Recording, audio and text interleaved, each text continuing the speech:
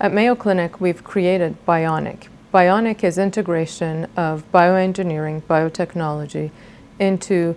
neuromodulation and being able to restore brain function, to be able to create cures for disease conditions that result in neural degeneration, in deterioration of function from spinal cord, nerves, and brain. Our first goal for creating BIONIC is to create this ecosystem, this rich environment where we bring together neurosurgery, neurology, neuroimaging, traditional disciplines within medicine focused on recovery of neuronal function, but also now integrate in a genuine manner to be able to work with the bioengineering, biotechnology, computational scientists, AI scientists, cellular therapeutics, and to be able to then create the opportunities to have the ability to introduce technology that allows restoration of neuronal function, that allows us to use the individual patient's neuronal activity and model that so that we can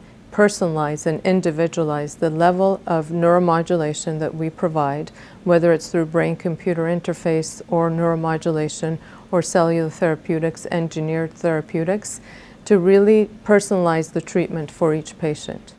The biggest challenge for neurosciences is regeneration, restoration of brain function, neuronal function, and prevention of deterioration. And so in our next efforts and the advances that we make, we have to think of innovative ways that can transform neural degeneration, whether it's from injury, from aging, from disease processes, and be able to think of opportunities where we integrate outside of traditional health provision.